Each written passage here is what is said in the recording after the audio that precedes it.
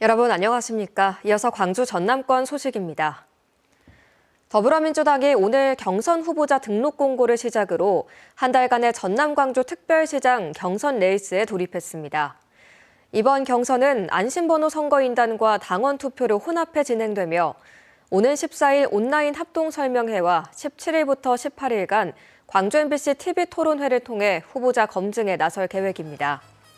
하지만 당초에 예고된 시민공천 배심원제가 배제되고 정책 배심원에게 투표권조차 주어지지 않으면서 일부 후보들은 실질적인 검증 기회가 사라진 무늬만 배심원제라며 반발하고 있습니다. 공정하게 해야 되겠다. 강기정 광주시장이 대기업 유치와 일자리 창출을 위해 3조 원을 투입해 총 30조 원 규모의 투자 펀드를 조성하겠다고 발표했습니다. 이와 함께 소상공인 지원과 지역화폐 발행에 7조 원을 투입해 지역 경제를 살리고 수도권과의 임금 격차를 줄여 평균 연봉 5천만 원 시대를 열겠다고 강조했습니다. 강 시장은 민주당 전남광주 특별시장 본경선이 시작되는 오는 21일쯤 예비 후보로 등록하며 본격적인 선거 행보에 나설 예정입니다. 더불어민주당 전남광주 통합특별시장 경선 후보인 민형배 의원이 어제 세계 여성의 날을 맞아 통합특별시 부시장 4명 중 1명을 여성으로 임명하겠다는 공약을 내걸었습니다. 민 의원은 구조적 성차별 해소를 위해 실질적인 행정권력 구조의 전환이 필요하다며 여성 부시장이 경제와 사회 등 시장 전반의 성인지 관점을 반영하도록 하겠다고 약속했습니다. 더불어민주당 광주시당이 여성정치 참여 확대를 위해 도입한 여성 전략 특구가 음주운전 은폐와 폭언 징계, 또 수사 중인 후보들의 제도전 발판이 되고 있다는 논란이 거셉니다. 음주운전 적발을 2년간 숨겼던 김광란 전 광주시 의원과 예산심사 중 폭언으로 징계를 받은 고경애 후보가 단독 응모로 당선권에 근접했고 정치자금법 위반 혐의로 수사 중인 임미란 의원도 재심 끝에 3선 도전 자격을 얻었습니다.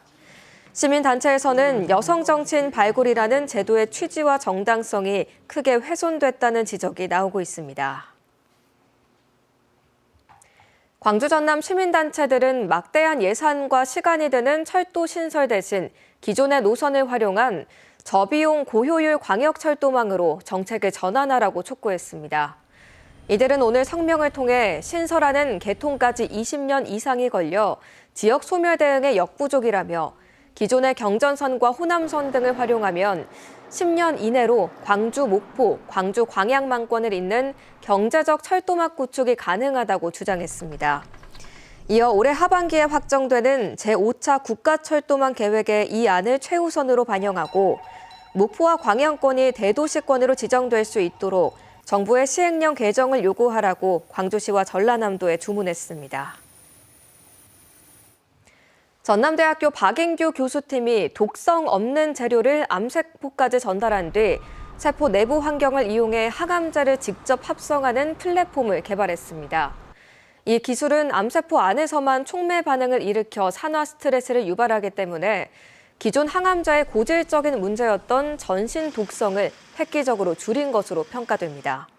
실제 동물 실험에서 뚜렷한 종양 퇴행 효과를 확인한 연구팀은 이 플랫폼이 대장암뿐만 아니라 췌장암 등 다양한 난치성 암 치료를 위한 맞춤형 정밀 의료에 기여할 것으로 기대하고 있습니다. 광주FC가 지난 주말 인천 유나이티드와의 홈 개막전에서 신창무의 멀티골과 최경록의 선제골에 힘입어 3대2로 짜릿한 승리를 거뒀습니다. 광주FC 감독 부임 이후 첫 승을 거둔 이정규 감독은 팬분들의 응원이 큰 힘이 됐다며 앞으로도 좋은 경기 치를 수 있을 것이라 생각한다고 말했습니다. 한편 광주는 이날 승리로 승점 4점을 챙기면서 리그 2위로 도약했고 오는 14일 전북과의 3라운드 경기를 치를 예정입니다. 광주에서 신종 마약을 투약한 30대 남성들이 잇따라 경찰에 붙잡혔습니다. 광주 북부경찰서는 지난해 9월 동료 외국인을 통해 구입한 신종 마약을 투약한 카자흐스탄 국적 39세 남성에게 구속영장을 신청할 예정입니다.